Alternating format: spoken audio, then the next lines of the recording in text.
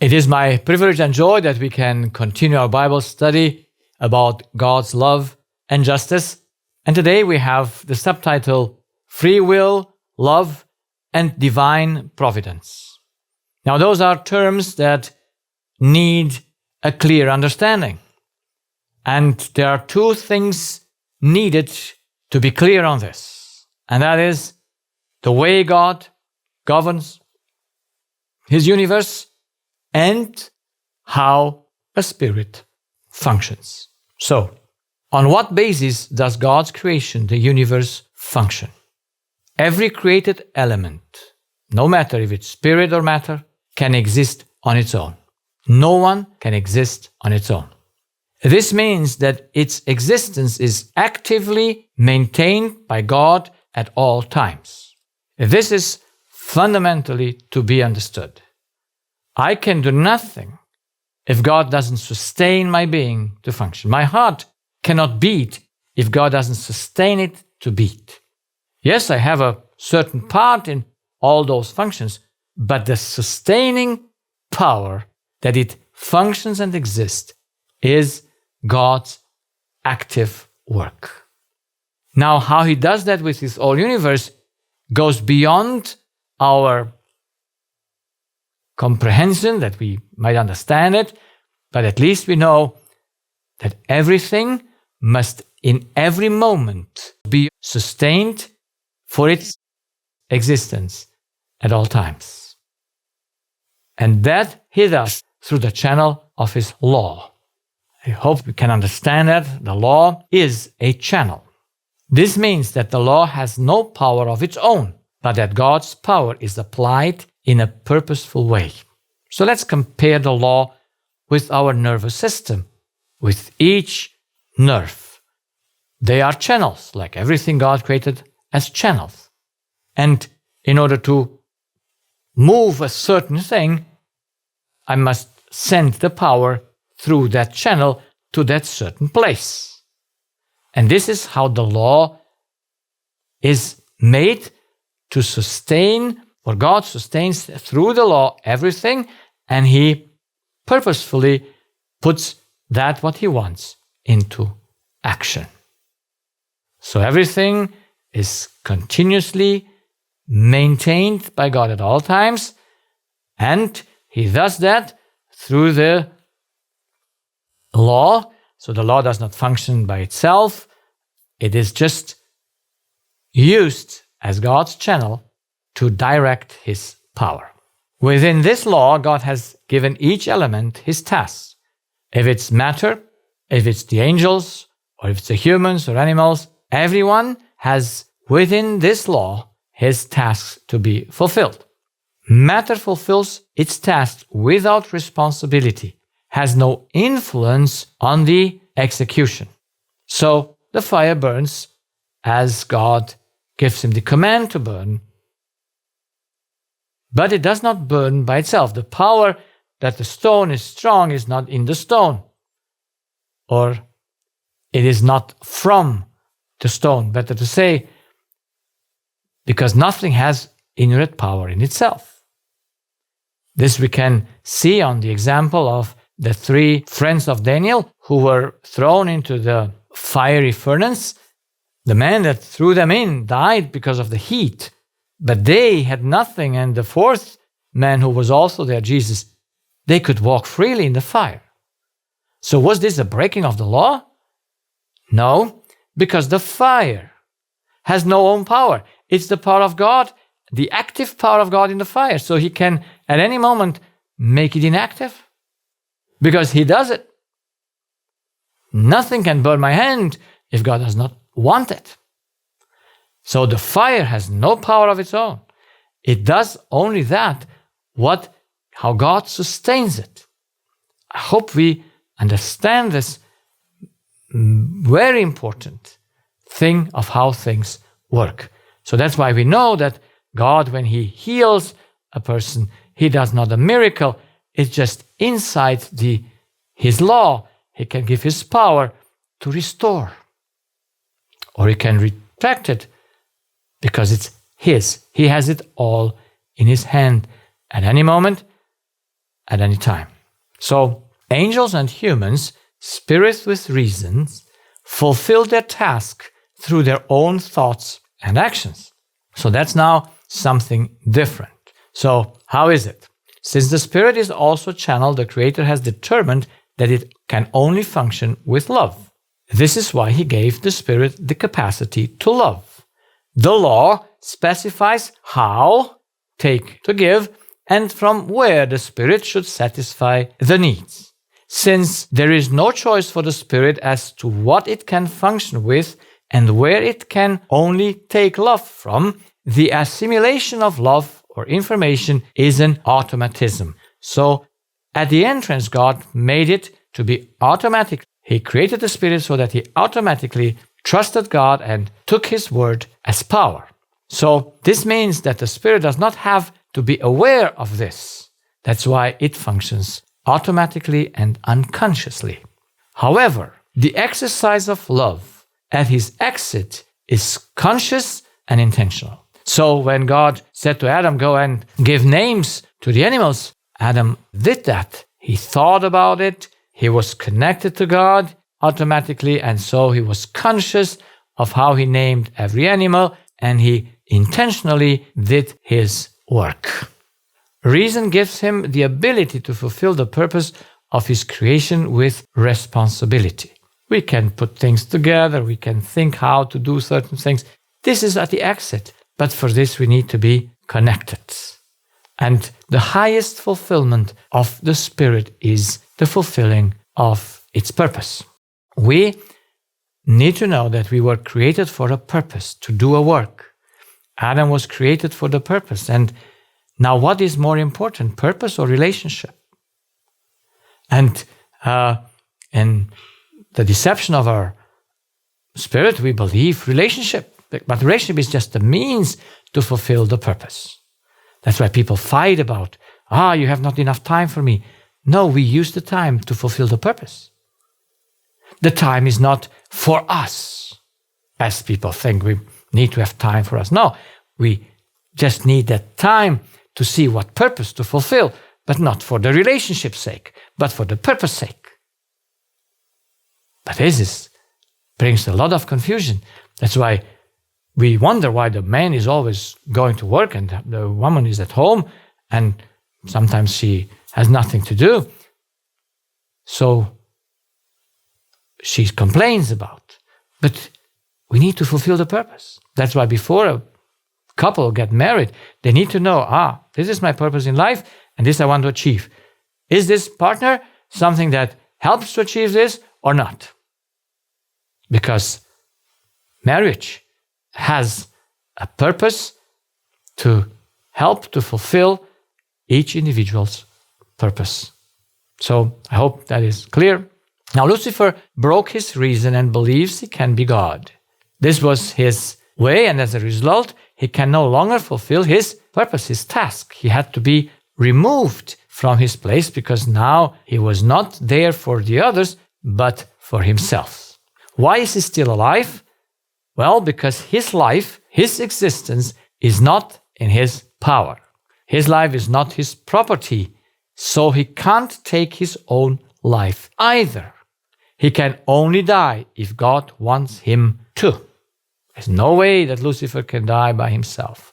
No one can take their own life, even as humans or as animals, without God's permission, because life is God's territory, not ours. I have a couple of patients that wanted to kill themselves and did not succeed. So only those persons succeed in killing themselves because God is, in his providence, agreeing with that thing. So the existence of every creature is therefore solely, exclusively in God's hands. That's most important to be understood. And in the Song of Moses, God expresses it beautifully like this. See now that I, even I, am He, and there is no God with me. So He is God, He is the only one. I kill and I make alive. I wound and I heal. Neither is there any that can deliver out of my hand. So God makes very clear, life is in his hands. It's not our life, it's his life. And no one can deliver us out of God's hands. So, giving that as a summary, every created element, doesn't matter if it's a spirit or matter, is therefore exclusively subject to God's will for its existence. For its existence. That's important to understand. Nothing can exist except by God's active power. He maintains actively his whole creation, spirit and matter. We thus understand the omnipotence of God in relation to the elements. So every element sustained by God. That's why God is all-powerful. Regarding the elements, no element can exist without him. It's all in his power, as we have read also the Bible verse. Now, what is the difference to the Spirit? The Spirit was created in God's image and can therefore only govern himself from within. So he has self-government. But he can only function if his defined needs, love, freedom, justice, security, and so on, are satisfied. It's not possible for him to renounce his basic needs. Access to the source of love must therefore always be guaranteed. So in order to fulfill something, he must be connected to God. If he loses access to the source of love, he is no longer able to function. His existence is not in his hand, it is in God's hands, but he cannot function anymore if he's not in that connection. How can a separation from the source of love then appear? And we have seen it appeared in Lucifer by self-deception. It appeared inside of Lucifer's spirit. Why could it appear? It was possible because even God has no access to his inner being. So inside of the spirit, God has no access. The only access he has is by reason. God could only help him by making him aware on the basis of the law and his design as a spirit that what he wanted was impossible. That thought appeared, that idea appeared that he could change his status to become a god from a creature is totally rational, but since it happens inside, God could not stop that process except appealing to reason. So God could not prevent this way of thinking because this is the sphere of action of the Spirit. God has given him this sphere. No one can take it away from him. So understanding this, we understand the difference between matter and spirit. So Lucifer broke his reason and believes that he can be God. He thus separated himself from the source of love and thinks he can exist on his own. God is not responsible for this process of disconnecting himself from God. However, God is responsible for keeping him alive and allowing him limited opportunities. So if he would just be alive and has nothing to do, then it would also not make sense. So we have seen that the existence of Lucifer is in God's hand, but it's also in God's hands to allow him limited opportunities. He can't go everywhere he could go before without restrictions. Now, God intervened when the process was over, then when they could not come back anymore, they were irreversibly in their deception. God had to intervene to save the universe. And he can give them restrictions because they live from his power. Even though he cannot control what they think, but he can control if they can accomplish what they think, because they can do it only with his power. So he can only do what God gives him permission to do. Now, if the deception would have never appeared, God would have never intervened because he made us all to be without restriction. the universe functions without restrictions. In truth and in love, there are no restrictions. The restrictions appeared in a moment that the evil appeared. And now God wants to show what the evil is, and that's why he permits him. God is not responsible for what Satan does. So he cannot be responsible for that.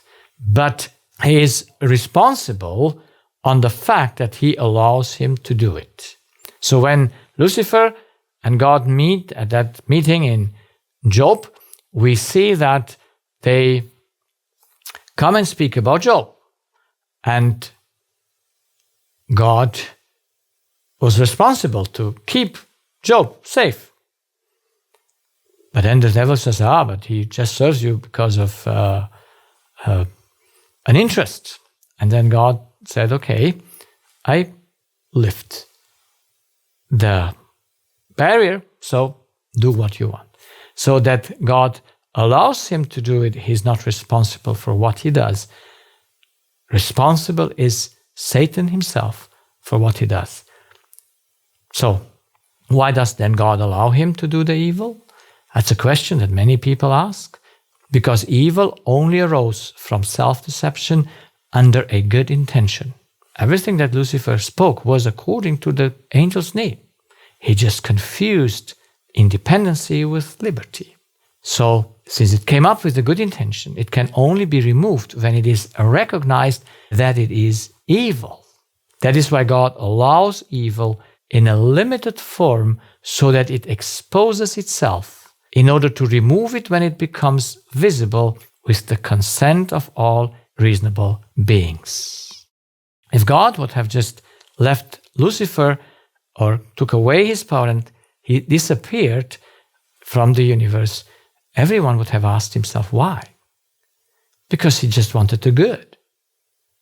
And so that's why God is the one that, for the purpose of the whole universe, he allows the evil in his providence for the good of the whole universe, because he will never eliminate the evil and the evil person without the consent of the whole universe, including those who are going to be removed.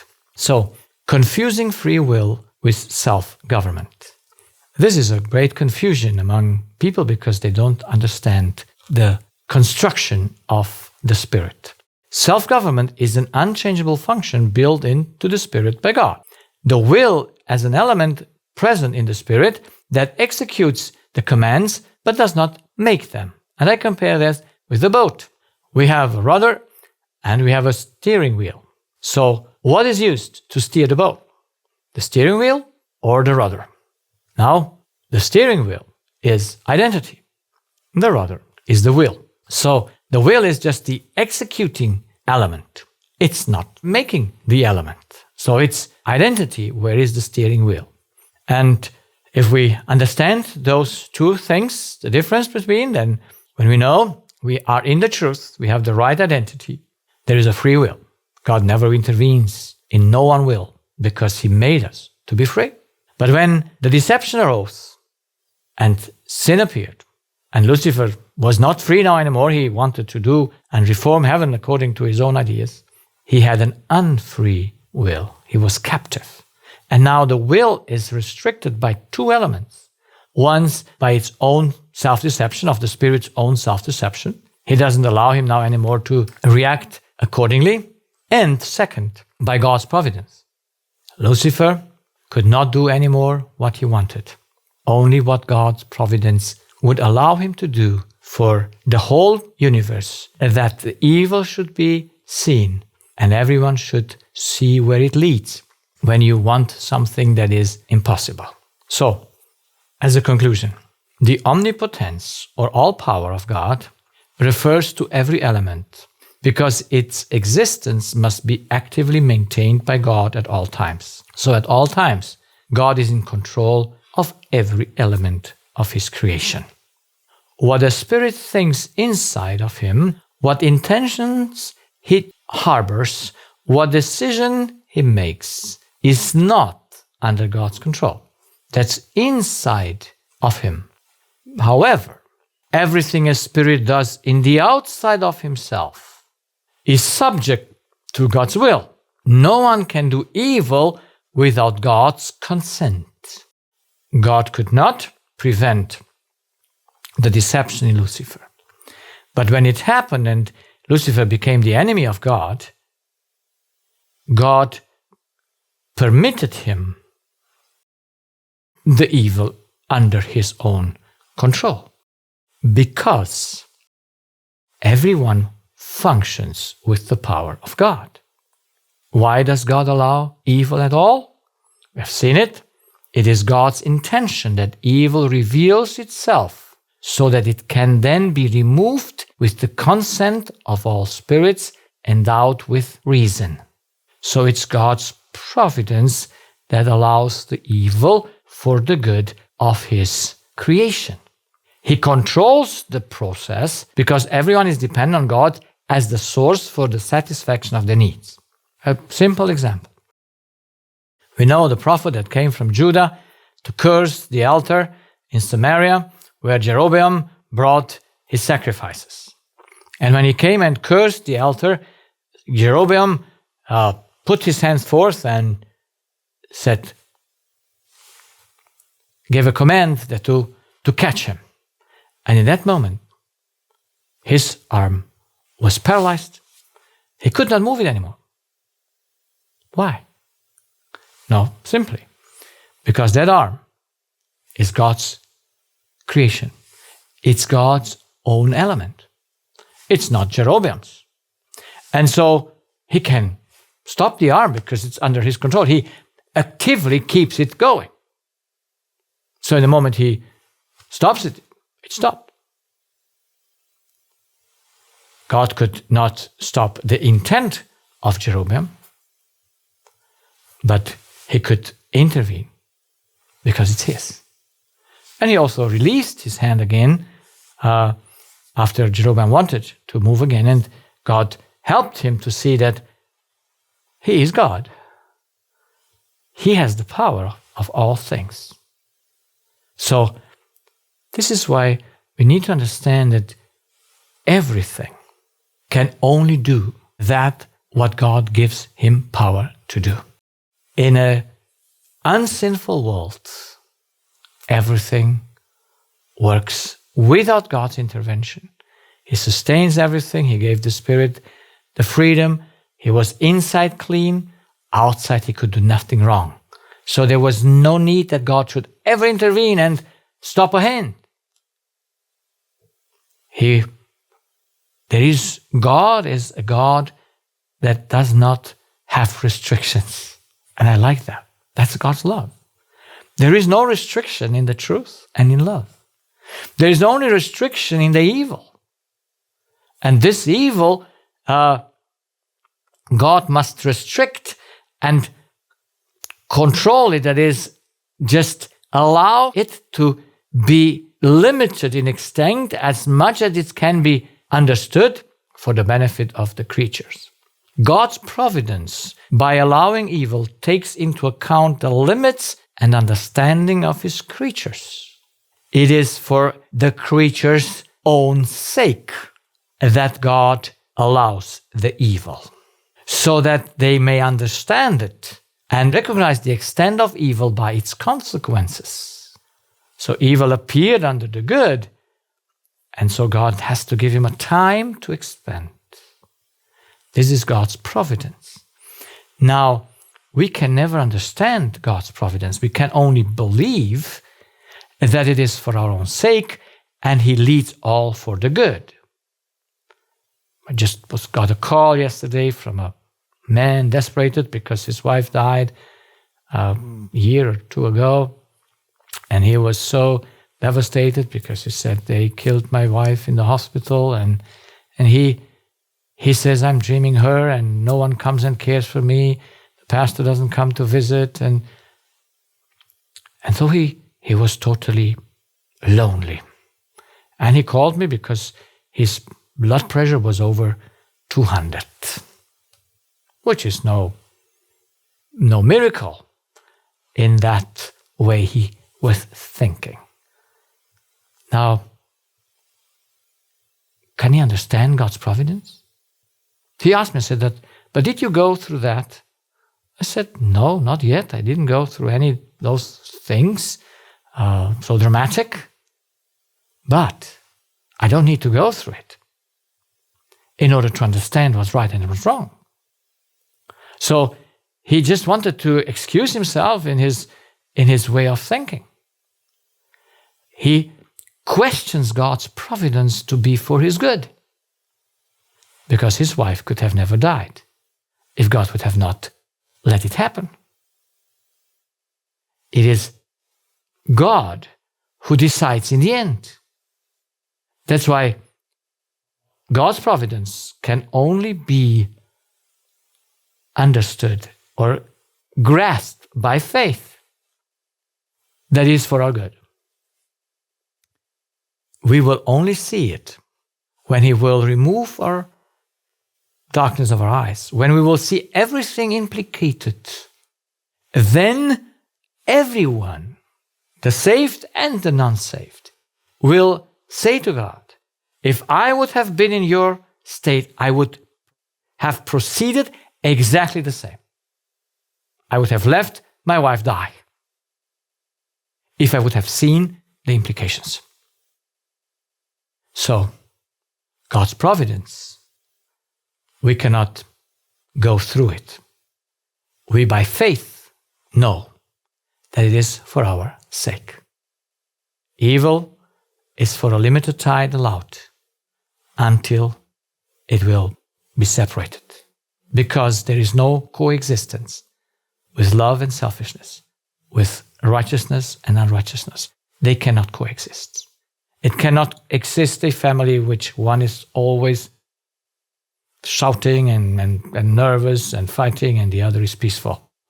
It cannot coexist. It is not given to coexist. That's why it will be removed, but God allows it for a while until every being is convinced and can be and agree that the evil can be removed eternally from the universe. And God's providence allows the evil, because he could not avoid it, that it happened inside of Lucifer. He allows now that what is inside to come out to be visible, in order it should never arise again. Since there could only be one way to come into evil, is to become from an effect to want to become a cause. From a dependent being to become an independent. That's the only way to do wrong.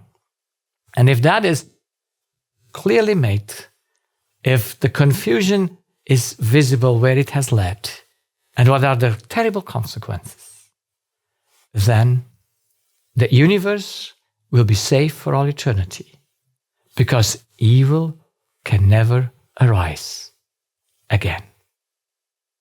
Amen.